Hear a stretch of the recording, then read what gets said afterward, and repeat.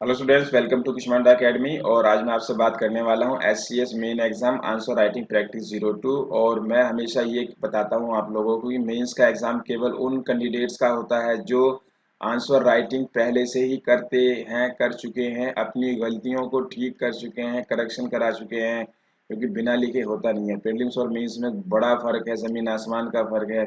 ठीक है, तो आप ज़्यादा से ज़्यादा क्वेश्चन जो इम्पोर्टेंट है, एक्सपेक्टेड है, रिलेवेंट है आपके एग्जाम के लिए, उनके आंसर्स लिखकर हमसे चेक कराइए। ठीक है, तो कुछ हमने क्वेश्चंस की सीरीज अपनी यूट्यूब चैनल पर भी शुरू कर दी है जो कि फ्री है। और उन स्टूडेंट्स के लिए जो हमारे प्रोग्राम ज्वाइन नहीं कर पा रहे हैं किसी वजह से, तो बाकी जो हमारे प्रोग्राम चले हुए हैं वो भी आप ज्वाइन कर सकते हो। तो कुछ सवाल मैं आपके यहाँ पर साथ शेयर कर रहा हूँ, आप कमेंट बॉक्स में इनका आंसर्स दीजिए, हम जवाब जरूर देंगे। चलिए, पहला सवाल है आपका, हरियाणा के पर्यटन उद्योग को विश्व स्तर पर स्थान दिलाने में गीता महोत्सव और सूरज कुंड मेले के महत्व की चर्चा कीजिए। बहुत इंपॉर्टेंट क्वेश्चन है, एक्सपेक्टेड है इस बार के लिए, तो आप लिख कर तैयार रखिए। अगर इस तरीके का क्वेश्चन आपसे पूछ लिया जाए, इंटरव्यू में भी सवाल पूछे जाते हैं हरियाणा से जुड़े हुए, और मेंस के लिखने से इंटरव्यू के क्वेश्चंस की काफ़ी हद तक तैयारी होती है। क्या भाषाई राज्यों के गठन ने भारतीय एकता के उद्देश्यों को मजबूती प्रदान की है? हरियाणा के संदर्भ में चर्चा कीजिए। तो आपको पता होगा हरियाणा का गठन भी जो है भाषाई आधार पर हुआ था। तो अब सवाल जो है, भारतीय एकता के उद्देश्यों को मजबूती प्रदान की है। बहुत इंपॉर्टेंट क्वेश्चन है, बहुत खूबसूरत सवाल है। ठीक है, तो जवाब भी आप अच्छा सा लिखो। हरियाणा के विशेष संदर्भ में जनसांख्यिकीय विशेषताओं का वर्णन कीजिए। घग्गर यमुना मैदान में निर्मित विभिन्न अधिवास प्रारूपों का भी वर्णन कीजिए। ठीक है, ये क्वेश्चंस हमारे टेस्ट सीरीज में इंग्लिश में भी अवेलेबल हैं, जिन्होंने हमारी मेंस की टेस्ट सीरीज से शुरू की है, क्योंकि मेंस की टेस्ट सीरीज हम शुरू करा चुके हैं। चलिए, तो हरियाणा के इतिहास लेखन में विभिन्न प्रकार के स्रोतों की भूमिका पर प्रकाश डालिए। ठीक है, तो ये आपका अगला क्वेश्चन है, और कि हरियाणा की जो हिस्ट्री होती है, ठीक है, उन्हें किन स्रोत यानी कि कौन कौन से सोर्सेज हैं जिसके बेस पर लिखा गया है। बहुत इंपॉर्टेंट क्वेश्चन है, तो तैयार रहिए। जो आपका इस बार का आपका एससीएस मेन का एग्जाम आपका होगा, ठीक है, तो उसमें कोई ये हमेशा पेपर में कुछ ना कुछ स्टैंडर्ड बढ़कर आता है, क्वालिटी बढ़कर आती है। तो आप तैयार रहो हर सवाल के लिए, ठीक है ना। और उनका जवाब लिखने के लिए, हरियाणा का जो मेवात जिला है आपको पता ही होगा, तो हरियाणा में मेवात के विभिन्न दूसरे जिलों की तुलना में पिछड़ेपन के कारणों की चर्चा कीजिए या प्रकाश डालिए। ठीक है, बहुत इंपॉर्टेंट क्वेश्चन है कि मेवात का पिछड़ेपन की वजह क्या है। अगर आपसे 125 वर्ड्स या 200 वर्ड्स, जितने भी क्वेश्चंस मैं आपको दे रहा हूँ, आपने 125 या 200 वर्ड्स, बल्कि आप 200 वर्ड्स ट्राई करो। 125 तो आप कर ही दोगे, अगर 200 ट्राई कीजिए और बताइए।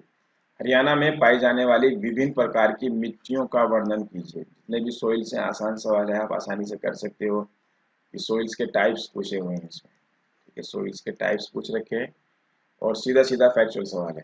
तो अगर सीधा फैक्चुअल सवाल आ जाए तो कैसे करना है, थोड़ा सा एनालिटिकल आ जाए तो कैसे करना है, तो ये आप लिखोगे तो ही पता, हम बता पाएंगे, आपकी मदद कर पाएंगे। हरियाणा में 1857 की क्रांति का विश्लेषण कीजिए। 1857 में हरियाणा का क्या रोल है हरियाणा की तरफ से, ये आपने बताना है इसके अंदर एनालिसिस करके। वायु प्रदूषण हरियाणा के सामाजिक, आर्थिक और राजनीतिक परिवेश को किस प्रकार प्रभावित कर रहा है। ठीक है, तो एयर पोल्यूशन इन हरियाणा पर बात पूछी गई है। तो अब आपको जो है इस पर आंसर फ्रेम करना है। ठीक है, तो इसका आंसर फ्रेम जरूर जरूर करो आप, क्योंकि मेंस तभी होगा जो मेंस में पूछा जाएगा सवाल उसको आप पहले से लिख कर करेक्ट करा चुके हो। मैं हमेशा यही कहता हूँ, हमारे कई सारी टैगलाइन है, जैसे हम कहते हैं कि क्या पढ़ना है क्या छोड़ना है, जिसको ये पता है तो प्रीलिम्स हो जाता है, ठीक है, मेंस भी हो जाता है। लेकिन मेंस में एक चीज़ और जुड़ती है, वो है आपका कि मेंस के क्वेश्चंस आपने पहले से लिखकर प्रैक्टिस करने की ज़रूरत होती है।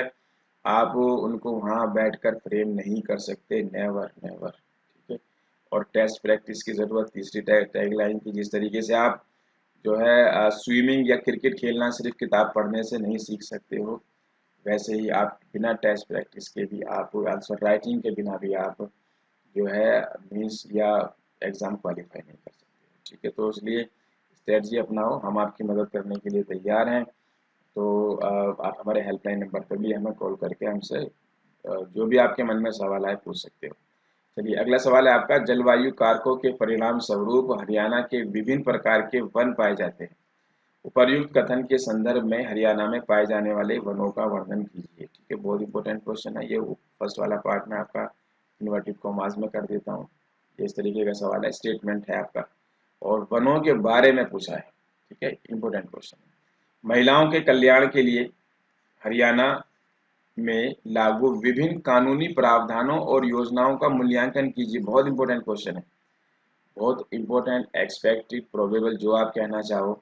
ठीक है, महिलाओं पर हमेशा सवाल आने की उम्मीद रहती है, तो चाहे यूपीएससी हो चाहे आपका एससीएस हो, इंटरव्यू में भी पूछते हैं। ठीक है ना, क्योंकि हिंदुस्तान के अंदर महिला एक बहुत बड़ा मुद्दा है, तो इसलिए इसका आपको हरियाणा में पता होना चाहिए।